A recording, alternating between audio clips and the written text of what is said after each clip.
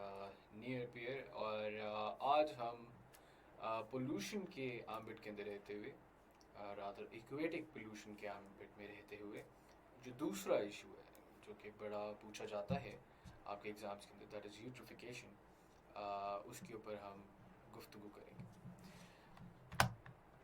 Eutrophication क्या है? वो आपके सामने है, आप पिक्चर देख सकते हैं। भाई बहुत मज़े से नहा रहे हैं, लेकिन ये जो ग्रीन ग्रीन चीज़ है ये क्या है? इसको हम कहते हैं एल्जाई या एल्गी, जो भी चीज़ जिस तरह भी आप इसको प्रोनाउंस करना चाहें, ठीक है। यूट्रिफिकेशन एसेंशियली आपका एक प्रोसेस है जो कि कैटलाइज करता है इसकी, ये जो आपको ग्रीन ग्रीन नज़र आ रहा है सारा एल्जी या एल्गाई, इसकी प्रोडक्शन को, एंड एज अ कॉन्सिक्वेंस वो कैटलाइज करता है। कैटलाइज का मतलब यानी वो स्पीड अप करता है एक नेचुरल प्रोसेस को, जिसके तहत आपकी जो लेक है it becomes a dead lake, या जो वाटर बॉडी है it becomes a dead water body. Dead का क्या मतलब है इसको मैं आगे एक्सप्लेन करता हूँ। तो यूट्रिफिकेशन एसेंशियली एक ऐसा प्रोसेस है, मैं रिपीट कर दूँ, जो कि कैटलाइज करता है the death of an aqueous body, the death of a water body, ठीक है। It can be a lake, it can be a pond, it can be anything for that matter. तो ये यूट्रिफिकेशन है। अच्छा, it is characterized by excessive plant and algal growth due to the increased availability of one or more limiting growth factors needed for photosynthesis such as sunlight, carbon dioxide and nutrient fertilizer. Explain करता हूँ मैं आपको। Eutrophication यहाँ तक तो आपको समझ आ गई कि ये algal ग्रोथ को और excessive plant ग्रोथ को इन्हांस करता है, कैटलाइज करता है, ठीक है, और it is characterised by it. Eutrophication एक नेचुरल प्रोसेस का नाम है, लेकिन हम जिस एंगल से पढ़ें हम इसको पढ़ें इसके कैटालिसिस, ये इसके इन्हांसमेंट की प्रोसेस, इन्हांसमेंट के एम्बिट से पढ़ें। यूट्रिफिकेशन जो है उसके अंदर क्या है, आपकी वाटर सरफेस के ऊपर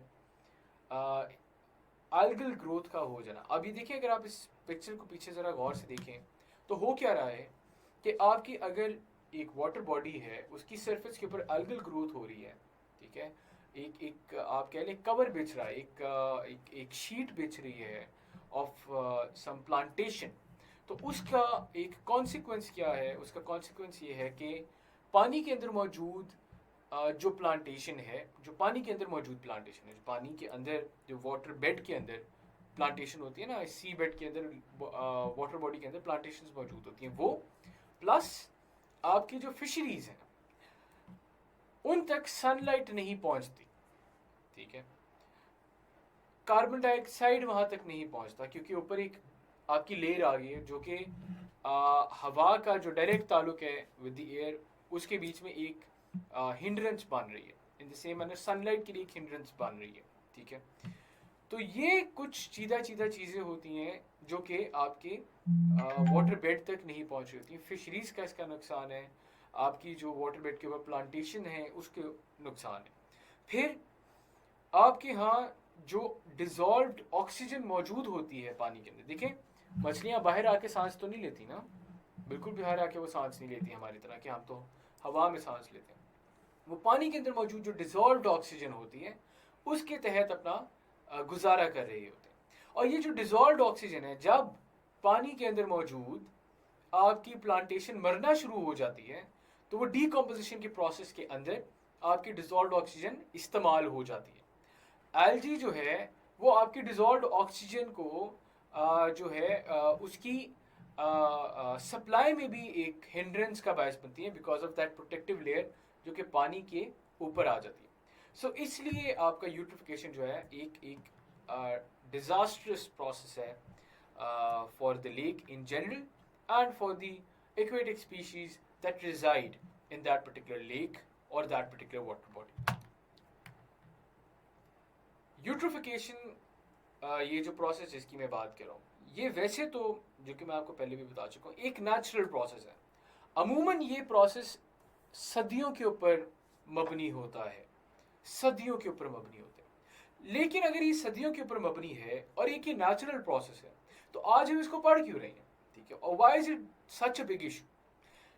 मैं शुरुआत में जो बात कर रहा था कि यूट्रोफिकेशन को हम पढ़ रहे हैं, जिस लेंस के तहत हम पढ़ रहे हैं, दैट इज़ कि यूट्रोफिकेशन का प्रोसेस जो है वो कैटलाइज हो जाता है, वो इन्हांस हो जाता है। किस तरह से इन्हांस होता है?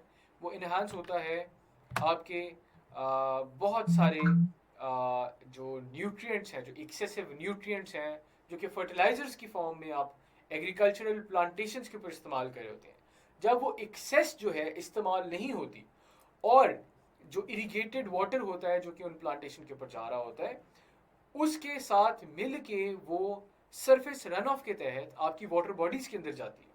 तो होता क्या है कि आपकी जो न्यूट्रिएंट्स होते हैं और एक्सेसिव न्यूट्रिएंट्स होते हैं, ये पानी की सतह पे जाके एल्गल ग्रोथ, जो कि एक नेचुरल प्रोसेस है, एल्गी का पानी के ऊपर ग्रो कर जाना एक नेचुरल बात है, ठीक है।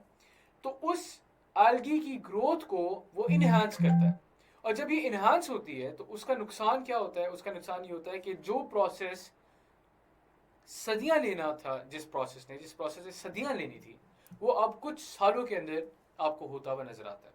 तो मसला हमें क्या हो रहा है? मसला ये हो रहा है कि यूट्रोफिकेशन का जो प्रोसेस है वो कैटलाइज हो रहा है। इसकी हमें पहचान कब हुई, इसका हमें अंदाज़ा कब हुआ? अंदाज़ा हुआ 1960 और 1970 की दिहाई में, जब साइंटिस्ट ने लिंक किया एल्गल ब्लूम्स को, यानी एल्गी की ग्रोथ में एकदम इजाफे को, एल्गल ब्लूम्स को, to nutrient enrichment resulting from anthropogenic activities such as agriculture, industry and sewage disposal. Agriculture तो एक मिसाल थी, आपकी सीवेज के अंदर भी अगर न्यूट्रिएंट्स जा रहे हैं, फॉस्फोरस, नाइट्रेट्स आ रहे हैं, और वो भी सही से उनको फिल्टर आउट नहीं किया जा रहा, तो ज़ाहिर है पानी ने तो रन ऑफ करके कहीं ना कहीं किसी वाटर बॉडी के साथ ही मिलना होता है ना। आपके ड्रेनेज सिस्टम भी किसी वाटर बॉडी के साथ जाके मिलते हैं। तो अगर उस ड्रेनेज सिस्टम के अंदर आपके पानी के जो आपका वेस्ट वाटर है उसके अंदर न्यूट्रिएंट्स बहुत ज़्यादा हैं, तो उसका नुकसान ही नुकसान है। क्यों नुकसान है? क्योंकि आपकी वो एल्गल ब्लूम का बायस बनता है, और एल्गल ब्लूम फिर आपकी वाटर बॉडी की डेथ का बायस बनती है, ठीक है। तो this is as far as the introduction to eutrophication is concerned. So before I move on with the causes, I think हम यहाँ पे एक ब्रेक लेते हैं छोटी सी, और फिर हम अगली स्लाइड से हम कॉजेज़ की तरफ और यूट्रोफिकेशन के पूरे प्रोसेस को एक ओवरव्यू लेते हैं यूट्रोफिकेशन के प्रोसेस का। तो अगली वीडियो में आपसे